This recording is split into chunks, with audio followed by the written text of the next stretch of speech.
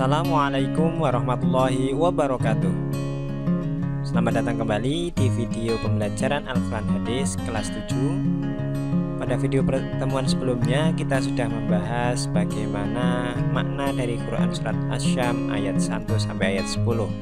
Maka video kali ini kita akan membahas tentang makna Surat Asy-Syam dari ayat 11 sampai 15, yakni tentang pelajaran dari kaum Tsamud.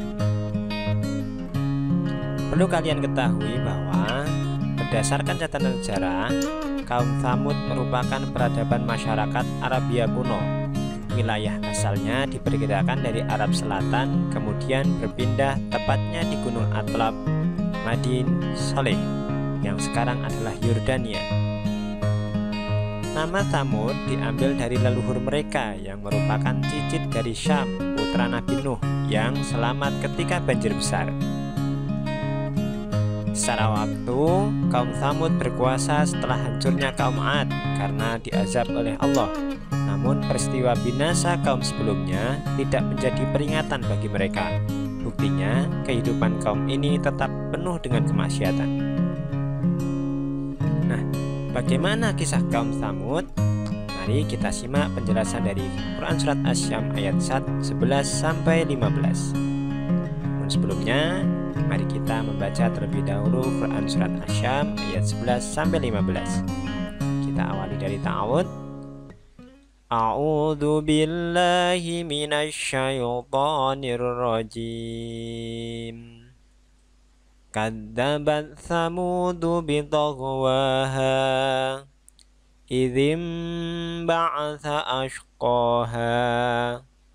Faqala lahum Rasulullahi naqatallahi wa suqayaha. Fakadzabuhu fa'aqaruha. Fadamdama alaihim rabbuhum bidzambihim fasawwaha. Wala yakhafu uqbaha.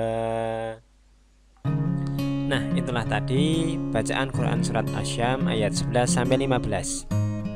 Kisah tentang kaum Tsamud akan kita jelaskan bersama-sama melalui surat ini dari mulai ayat yang 11 terlebih dahulu. Pada ayat yang 11 Allah berfirman, Kadzabat Tsamudu biṭaghwaha. Kaum Tsamud telah mendustakan Rasulnya karena mereka melampaui batas. Apa yang telah dilakukan mereka? Mereka banyak berbuat maksiat, mulai menghamburkan harta, minum arak, berbuat kejahatan, sampai berzina. Lebih parahnya lagi, mereka tidak menyembah Allah hingga turun-temurun. Mereka juga menolak kebenaran yang disampaikan oleh Nabi Shaleh alaihi salam. Pada ayat ke-12 Allah berfirman, Idzim ba'atsa ashqaha. Ketika bangkit orang yang paling celaka di antara mereka. Bangkit yang dimaksud seperti apa?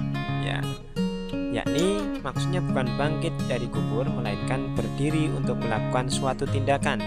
Sementara mereka itu siapa? Mereka adalah Mushada bin Muharij dan Qadar bin Salif. Khusus untuk Qadar bin Salif, merupakan orang yang paling jahat di kaumnya. Dia disebut dengan Uhaimir Ats-Tsamud. Lelaki itu seorang yang perkasa, lagi dimuliakan di kalangan kaumnya, mempunyai kedudukan nasab yang terhormat dan pemimpin yang ditaati.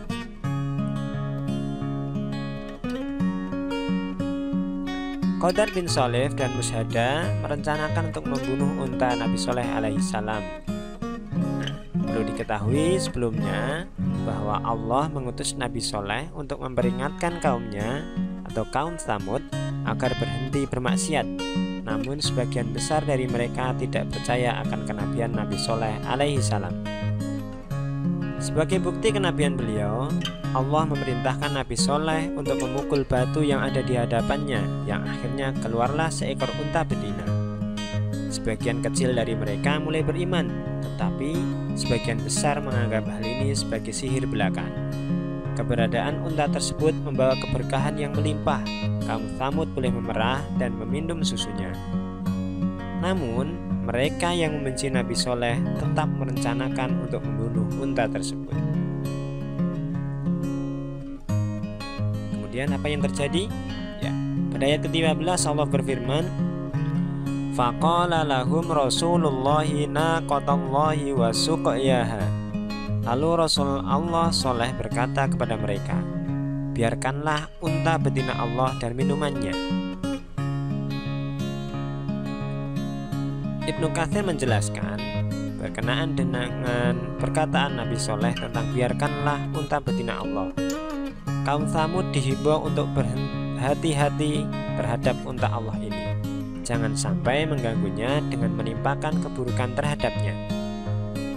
Sementara tentang minumannya, kaum Tsamud dilarang melampaui batas atau bersikap zalim terhadap giliran minumannya, karena sesungguhnya dia mempunyai hari giliran tertentu bagi minumannya.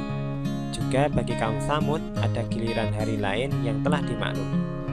Perlu diketahui bahwa di zaman itu terdapat sebuah danau yang kecil di mana kaum Tsamud wajib berbagi minuman dengan unta dari Allah tersebut. Tetapi apa yang terjadi dalam firman Allah ayat ke-14, fakadzabuhu fa'aqaruha fadamdama 'alaihim rabbuhum bidzambihim fasawwaha. Lalu mereka mendustakannya dan menyembelih unta itu, maka Tuhan mereka membinasakan mereka disebabkan dosa mereka. Lalu Allah menyamaratakan mereka dengan tanah. Kembali ke dua orang tadi, Mushadah dan Qadar. Mereka mendustakan Rasul Allah, yakni Nabi Soleh. Mereka memanah betis unta tersebut dan menikam perutnya dengan pedang. Dalam riwayat lain, mereka menyembelihnya dengan pedang. Qatadah mengatakan bahwa telah sampai kepada kami suatu berita yang menyebutkan bahwa Uhaimir Samud atau si Qadar bin Salaf tadi masih belum menyembelih unta betina itu hingga ia diikuti oleh semua kaumnya, yang kecil, yang dewasa, yang laki-laki dan yang wanita. Semuanya ikut andil dalam membunuh unta tadi. Mengetahui kejadian tersebut, Nabi Soleh alaihissalam merasa bersedih hati karena mereka tidak mengetahui apa yang ia peringatkan. Kemudian ia memperingatkan kepada kaum Tsamud bahwa mereka diberi waktu 3 hari untuk menikmati hidup dan kemaksiatan. Setelah itu azab Allah akan datang. Tetapi mereka tidak mempercayainya apa yang disampaikan oleh Nabi Soleh alaihissalam. Bukannya bertaubat, mereka malah menentang dan angkuh menantikan azab yang datang.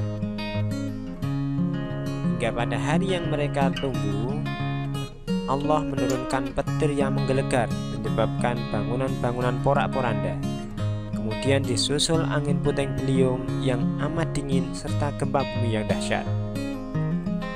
Bangsa ini pun hancur, orang-orang mati bergelimpangan baik di luar maupun dalam rumahnya, menyisakan orang-orang yang beriman dan bangunan-bangunan besar sebagai bukti dan pelajaran bagi generasi berikutnya. Kemudian setelah Allah menyampaikan azabnya kepada kaum Tsamud, Allah berfirman, wala yakhafu uqbaha, dan Allah tidak takut terhadap akibat tindakannya itu. Ibnu Abbas mengatakan bahwa maksud dari ayat ini adalah Allah tidak takut terhadap siapapun tentang apa yang telah dilakukannya.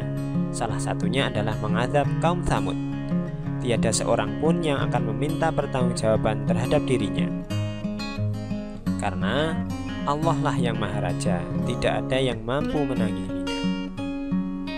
Nah, itulah tadi kisah kaum Tsamud yang dianugerahi dengan kemampuan arsitektur yang menakjubkan.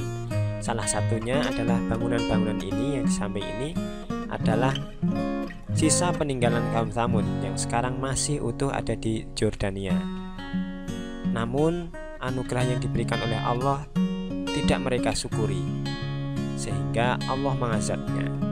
Sebagai umat Islam, hendaknya kita mengambil pelajaran atau ibroh dari kisah tersebut agar selalu mematuhi apa yang Allah perintahkan melalui Rasul-Rasulnya.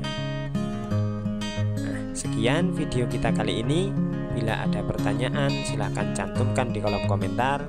Bila video ini bermanfaat, silahkan klik tombol share, dan untuk mendukung channel ini silahkan klik like dan subscribe. Ada kurang lebihnya mohon maaf. Wassalamualaikum warahmatullahi wabarakatuh.